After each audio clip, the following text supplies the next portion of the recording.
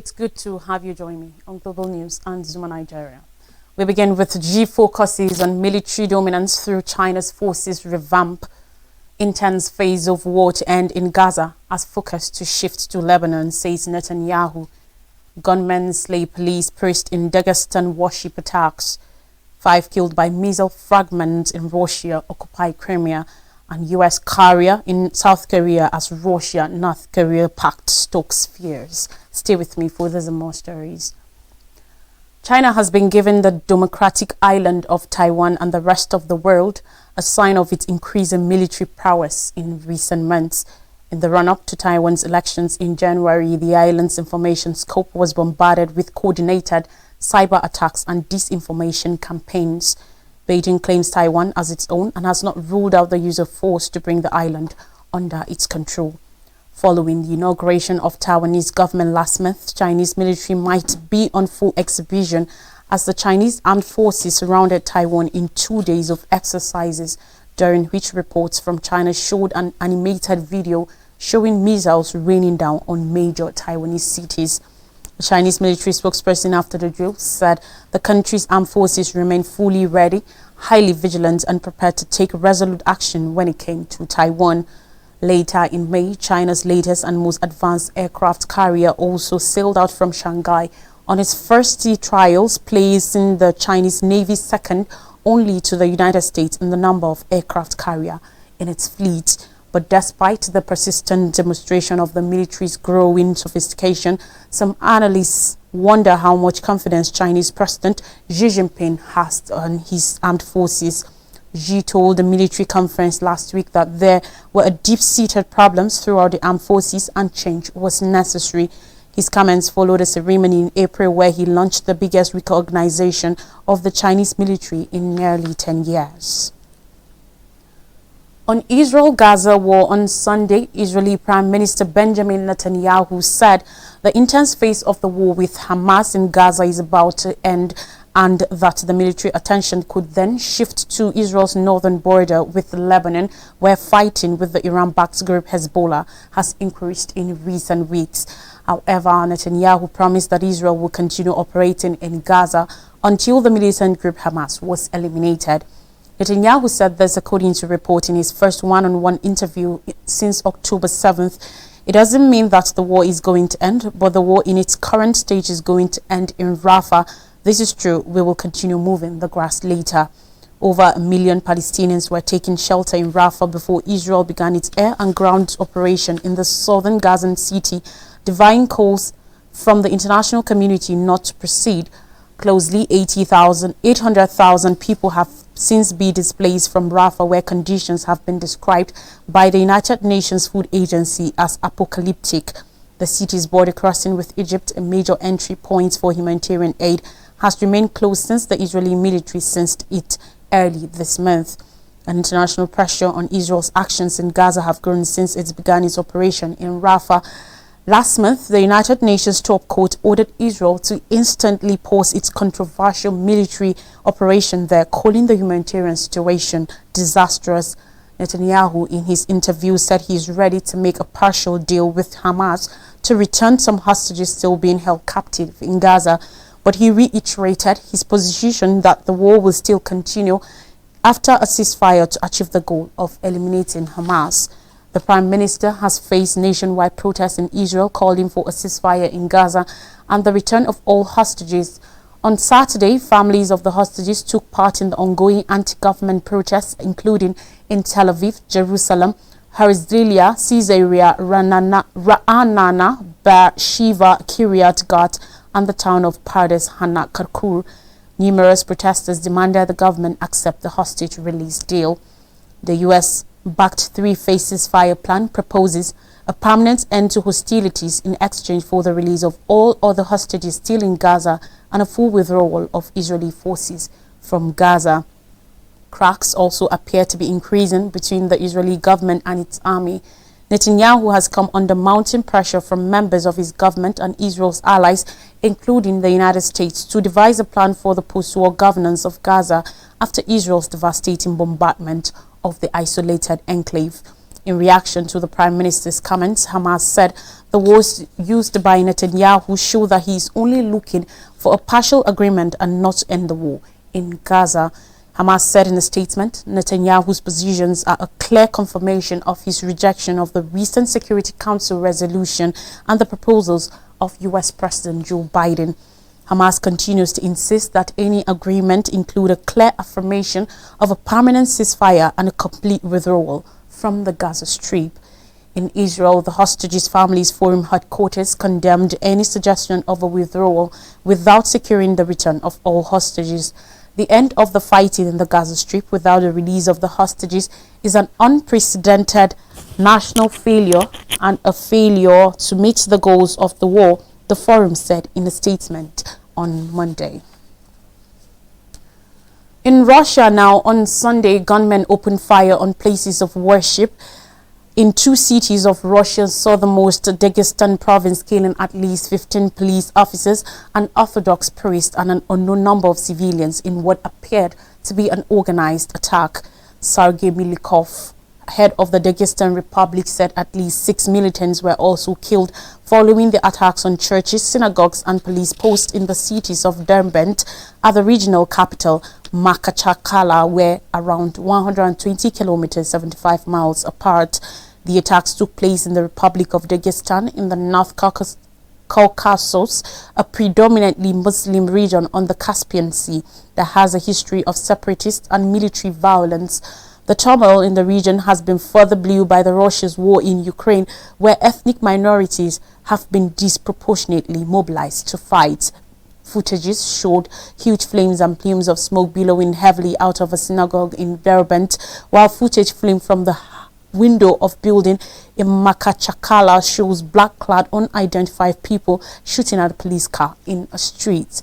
No group has yet claimed responsibility for the attacks, which come 3 months after ISIS affiliate ISIS-K said it carried out an assault at the Krakow City Hall in Moscow that claimed over 140 lives in one of the Russia's deadliest terrorist atrocities in years.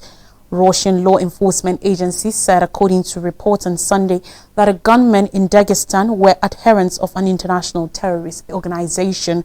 On Monday, Russia's National Anti-Terrorist Committee, NAC, said armed militants attacked 2 Orthodox churches, 2 synagogues, and police offices in the 2 cities. It added that the counter-terrorism operation in Makhachkala and Derbent had ended, according to reports. The number of victims remains still unclear. The Muftiat of the Republic of Dagestan, a centralized Islamic organization that earlier reported on the casualties, has since deleted all posts associated with its count of those dead and injured. Earlier, local authorities reported that no less than 9 people had been killed and 25 others wounded. The Muftiat, in an update, said law enforcement officers, clergy, and ordinary citizens were among the victims, but did not provide exact numbers. Still in Russia, authorities say no less than 5 people were killed and more than 100 wounded when missile fragments scattered over beachgoers during a Ukrainian strike on the city of Sevastopol in Russia-occupied Crimea. Unfortunately, we currently have 124 victims, of which 3 are dead, children, and 2 are dead adults, Sevastopol Governor Mikhail Raskvoyez said, according to report. Ukraine carried out the attack using US-supplied ATACMS operational tactical missiles equipped with cluster warheads, the Russian Ministry of Defense said. 4 missiles were shot down by the Russian Air Defense, but another deviated from its flight trajectory in the final section due to the impact of air defenses, with the warhead exploding in the air over the city, report added. Footages shows the aftermath of the strike, with injured civilians seen being carried from the beach in stretchers before being loaded into vehicles. Beachgoers, some of them still in their swimwear, can be seen evacuating the area. One of the victims killed in the Ukrainian strike was the daughter of Oleg Averyanov, deputy mayor of Magadan. Yuri Grishan, the mayor of Magadan, said Averyanov's daughter Sofia was 9 and on vacation with her parents in Sevastopol. The casualties were partly caused by the timing of the strike, which came at a time when civilians, some were returning from work, some had already gone to the beach with their children, according to Governor Razyovets, who has announced a day of mourning. According to eyewitnesses on the ground, there was no air raid system siren which warned of the attack. Many local residents also took to the comment section of official posts to express their dissatisfaction about the air raid siren not alerting them to an oncoming attack. In response to Ukraine's attack on Sevastopol, the Russian Ministry of Defense said such actions will not go unanswered, saying responsibility for the attack lied with Washington. Kremlin spokesperson Dmitry Peskov said Russian President Vladimir Putin is in constant contact with Sevastopol authorities, adding that the Russian government's priority is to provide all needed assistance to the victims, according to reports. Ukraine has not officially commented on the attack. Away from Russia, now a United States Navy aircraft carrier has arrived in South Korea for a show of force on Monday. Washington, Seoul and Tokyo released a joint statement criticizing growing military relations between North Korea and Russia. On Saturday, the nuclear-powered USS Theodore Roosevelt docked in the port of Busan ahead of trilateral drills with South Korea and Japan in the waters close to the peninsula. The Freedom Edge exercises resulted from an agreement made by the defense chiefs of the US, South Korea and Japan before Russian leader Vladimir Putin made his high-profile trip to Pyongyang last week. But the sturdily worded joint statement the three partners released on Monday shows the gravity with which they view a fresh strategic partnership between North Korea and Russia made during Putin's trip. Besides signing the defense deal with Kim Jong-un, Putin also connected security on the Korean peninsula to Russia's invasion of Ukraine, threatening to arm North Korea should South Korea provide military aid to Kyiv.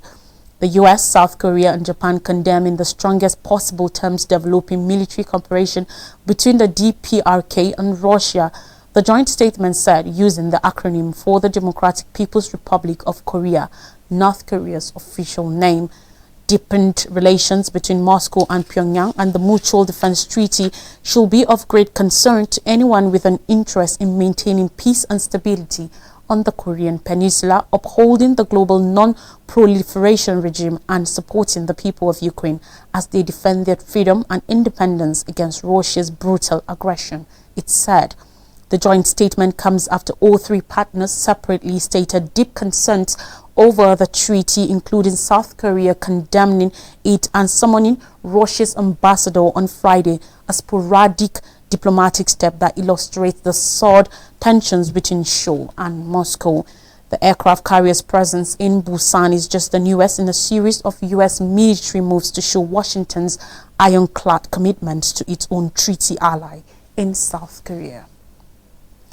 On more stories now in elections, Trump-Biden refined stances before debate showdown.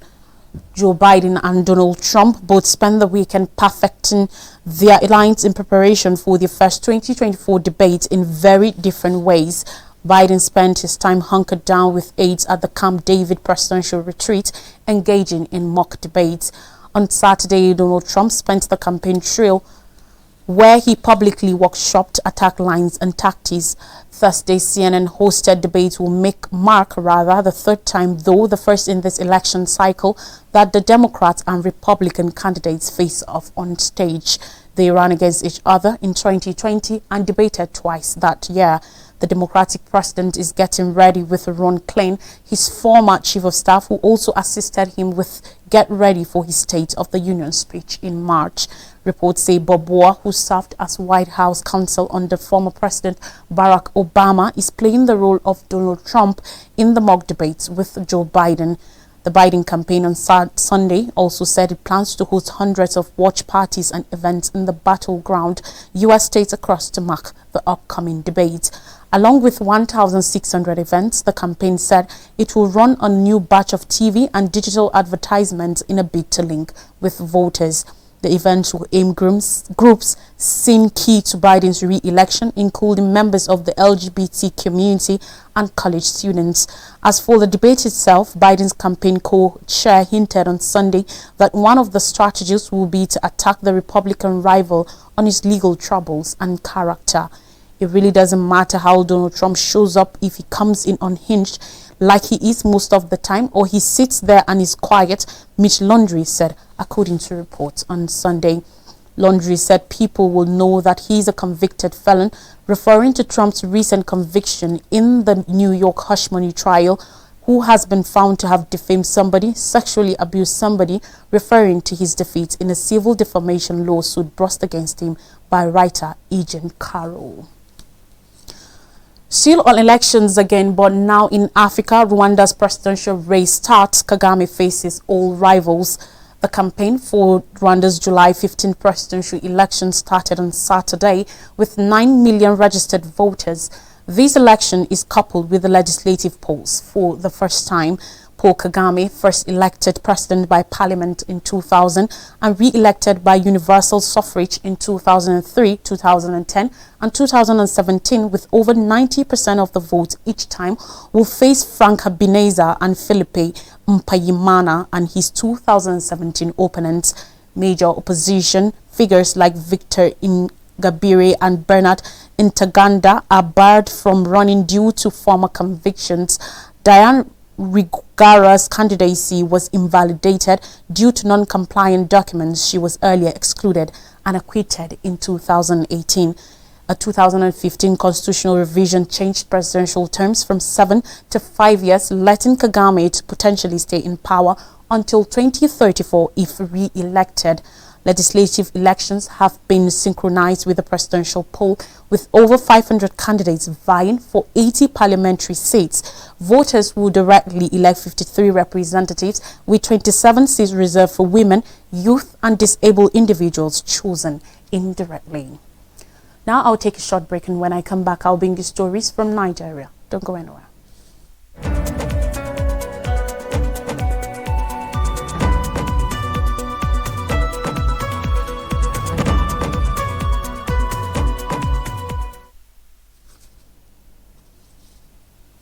You're welcome back. Now, news from Nigeria. Dangote claims IOC's frustrated refinery.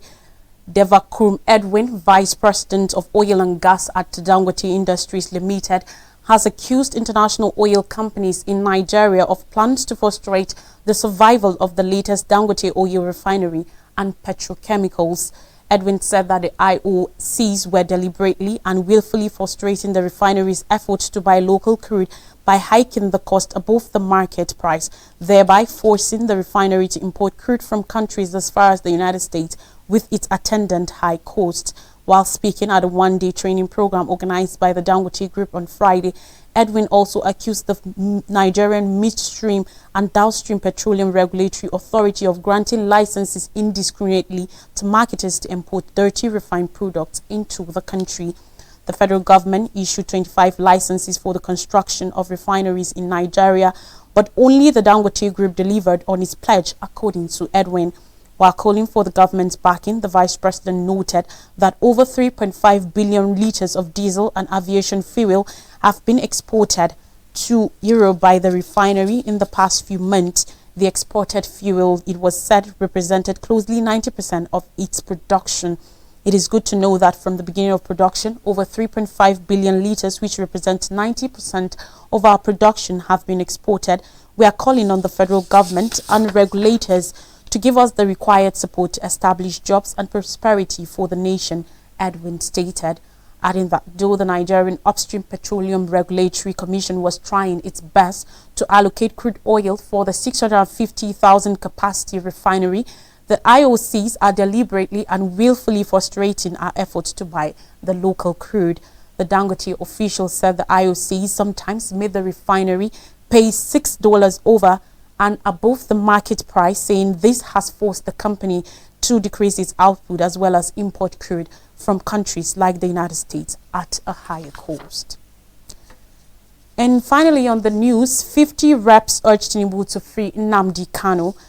Around 50 members of the House of Representatives spread across the 6 geopolitical zones of the country under the aegis of the concerned federal lawmakers for peace and security in the southeast have pleaded with President Bola Ahmed Tinubu to invoke Section 174 of the Constitution of Nigeria 1999 as amended and Section 107, subsection 1 of the Administration of Criminal Justice Act 2015 to to release the leader of the indigenous people of Biafra, IPOB Nnamdi Kanu, from the custody of the Department of State Services, DSS.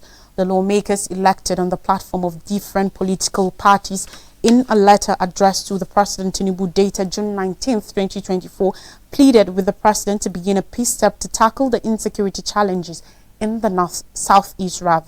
Some of the signatories of the three-page letter include Obi Okocha, Abia, Ikenga Ogo Chinyere Imo, Afam Ogene Anambra, Mohammed Jajere Yobe, Aliyu Mustafa of Kaduna, Midala Balami of Borno, and Abianti Awaji Nombek of Rivers.